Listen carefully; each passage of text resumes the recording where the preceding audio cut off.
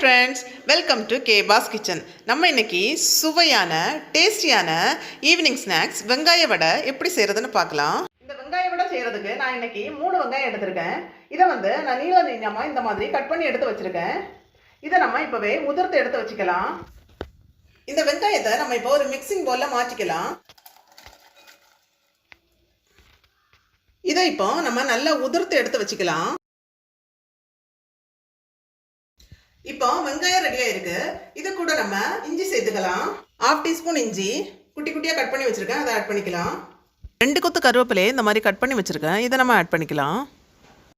2 பச்சை மிளகாயை இந்த மாதிரி கட் பண்ணி வச்சிருக்கேன், இதை ஆட் பண்ணிக்கலாம்.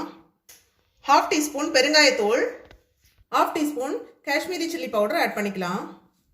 கடைசியா இது கூட 1/2 டீஸ்பூன் உப்பு சேர்த்து இதை வந்து நம்ம நல்லா கலந்து விட்டுடலாம்.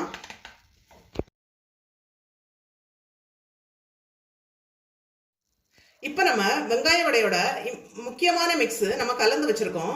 அடுத்தது இதுல வந்து நம்ம மாவு சேர்த்துக்கலாம். நான் வந்து 3 டேபிள் ஸ்பூன் கடலை மாவு எடுத்து வச்சிருக்கேன், அதை ஆட் பண்ணிக்கலாம். 2 டேபிள் ஸ்பூன் மைதா ஆட் பண்ணிக்கலாம். 1 டேபிள் ஸ்பூன் அரிசி மாவு ஆட் பண்ணிக்கலாம். இப்போ இதை வந்து நல்லா நம்ம மிக்ஸ் பண்ணி எடுத்துக்கலாம். இதுல தண்ணி ஒன்றும் சேர்க்காண்டாம், இது வெங்காயத்தில் உள்ள தண்ணியே இதுக்கு போதுமானது. இந்த பாருங்க, இப்போ இந்த மாதிரி கன்சிஸ்டன்சில இருக்கு, தண்ணி ஒன்றும் சேர்க்கல. இப்போ நம்ம வடை போட ஆரம்பிச்சிடலாம். இப்போ 2 கைகளை நம்ம தண்ணியில நனைச்சிக்கலாம். இந்த மாதிரி மீடியம் சைஸ்ல இந்த மாதிரி மாவை வந்து உருண்டை பிடிச்சு எடுத்துக்கலாம். இந்த மாதிரி சைஸ்ல உருண்டை பிடிச்சு வச்சுக்கோங்க. வச்சுட்டு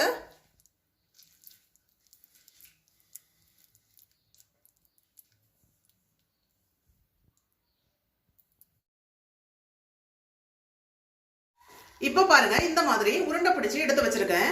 இனி வந்து நம்ம எண்ணெயில போட்டு பொரிச்சு எடுத்துக்கலாம். இப்போ நம்ம இந்த இரும்பு சட்டியை சூடு பண்ணிக்கலாம்.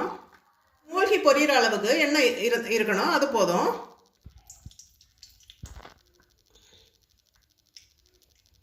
இப்போ எண்ணெய் வந்து நல்லா சூடாயிடுச்சு. இனி வந்து நம்ம இந்த உருண்டைகளை நம்ம எண்ணெயில போட்டு பொரிச்சு எடுத்துக்கலாம். மீடியம் ஃப்ளேமில் வச்சு பொரிச்சு எடுத்துக்கோங்க, இல்லைன்னா வெளிப்பகுதி மட்டும் நல்லா வெந்திருக்கும், உள்பகுதி வந்து வேகாமல் இருக்கும். அதனால மீடியம் ஃப்ளேமில் வச்சு பொரிச்சு எடுத்துக்கோங்க.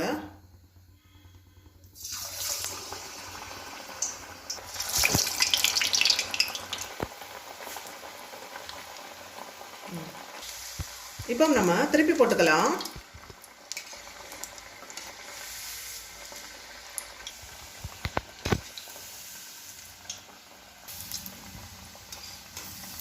இப்போ பாருங்க, இந்த உள்ளி வடை வந்து நல்லா பொரிஞ்சாச்சு.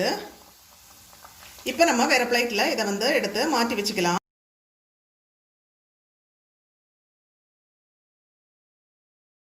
இப்போ நம்ம எல்லா வடையுமே இந்த மாதிரி பொரிச்சு எடுத்துட்டோம். உள்ளி வடை வந்து நல்லா வந்து சூப்பரா இருக்கு. இது வந்து டீ காஃபியோட சூடா சாப்பிட்றதுக்கு ரொம்ப டேஸ்டியா இருக்கும். இந்த ரெசிபியை நீங்க எல்லாரும் ட்ரை பண்ணி பாருங்க. இது செய்யறதுக்கு ரொம்ப ஈஸி, ரொம்ப சிம்பிளான ஒரு ப்ரொசீஜர். இதை வந்து நீங்க எல்லாரும் ட்ரை பண்ணி பாருங்க. இந்த வீடியோ உங்களுக்கு பிடிச்சிருந்ததுன்னா எங்க சேனலுக்கு சப்ஸ்கிரைப் பண்ணுங்க. தேங்க்யூ.